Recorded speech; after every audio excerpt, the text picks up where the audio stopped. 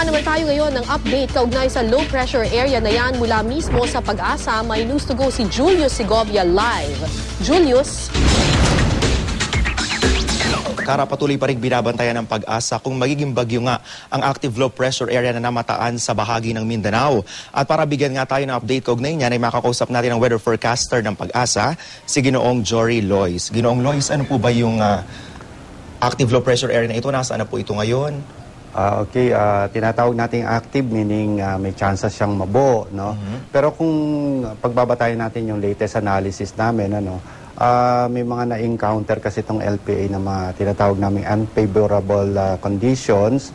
So, dito lumiliit na yung chance niya na mabuo. And at the same time, sa ngayon, lumalapit pa siya lalo sa kalupaan ng Mindanao. So, makaka-inhibit din to para maging isang bagyo siya. Pero kung magiging isang bagyo po, ito po ba yung unang bagyo para sa taong 2012? Yes, sa taong to, siya ang magiging unang bagyo kung sakasakali. Okay. Sir, yung nabanggit nyo na maliit yung chance na maging bagyo, ano po ba itong mga environmental conditions na nakaka-apekto para nga malusaw na po itong active low pressure area?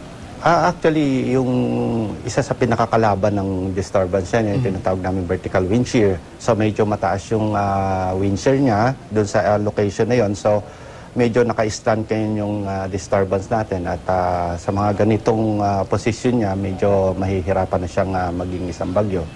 At yun nga, yung nabanggit ko kanina, medyo malapit na siya sa landmass ngayon. Kaninang alas 2, 400 na. So, ngayon, medyo mas malapit pa siya ngayon. So, hindi namin masyadong pinopokus o inaalala itong pagiging bagyo niya. Ang inaalala namin dito, yung dala-dala niyang pag-ulan na maaari na namang magpabigay ng mga flash floods at landslides, lalo dito po sa parte ng Mindanao. Sir, nabanggit niyo yung lawak na dulot na, yung ulan na idudulot nito. Ano po ba ito? Masyado bang malakas ang buhos ng ulan? Ano po ba? Nakikita namin sa hinatuan radar ngayon na ang dalang pag-ulan nitong disturbance na to ay almost 10 to 20 millimeters per hour. So, medyo heavy na to, very heavy na to kung sakasakali.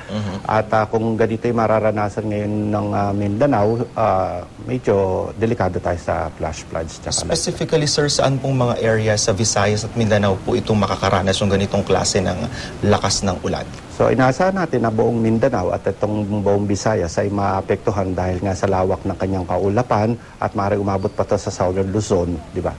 At kaya nga lang, itong parte na talagang inaasahan namin na dadaanan niya ay dito sa may southern part ng Mindanao, yung Davao del Sur, yung South Cotabato. So, dyan sa sentro yung mga pag-ulan. So, ano po yung pwede nating maipayo sa mga kababayan natin sa Visayas at Mindanao? Lalo pa po ngayon, may mga areas po na landslide prone area sa kanilang mga area. Okay, so, nung mga nakaraang araw, nakakaranas to ng mga pag-ulan ng ilang bahagi o ilang lugar na to. So, doon po sa may mga history na kung saan nagkaroon sila ng mga flash floods, landslides, lalo na ngayon na madadagdagan na naman yung pagbasa ng lupa ay medyo delikado na. So, pinapaalalahan na natin ng ating mga kababayan na maging alerto. Lalo na ayaw na nating maulit yung nangyari dati sa Cagayan na kung kailan natutulog ang mga tao saka nagkaroon ng flash flood. So, marami po yung nasawi. So, ngayon po, bantayan po natin yung mga ganong events. Maging alerto tayo at tsaka lagi po mag-antabay sa mga TV stations at radio stations para marinig nila yung pinakahuling update. Sir, pero ganito na hindi pa naman ito bagyo, meron na po ba tayong warning rin sa mga naglalayag sa karagatan? Paano po bang? Okay, dito naman low pressure area pa rin to, pero magbibigay pa rin tayo ng warnings doon mismo sa lugar na kung saan nagkakaroon ng pagbuo o nahandun yung location ng disturbance. And at the same time, kung saan nakakaranas ng malalakas na hangin, binibigyan po natin ng warning. Pero so far sa ngayon, ang dominant wind system natin is easterlies, so hindi masyado yung ibang parte. No? So, binibigyan lang natin emphasis ngayon itong mga eastern part ng ating country.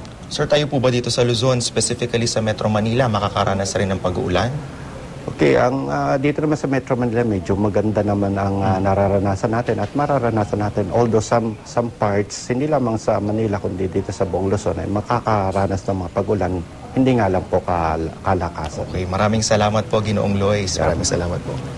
Inaasahan naman na maglalabas ang Pag-asa ng latest update pa rin kaugnay dito sa namumuong sama ng panahon nga mamayang alas 11 ng umaga. At muna ang latest mula rito, Julio Segovia, GMA News.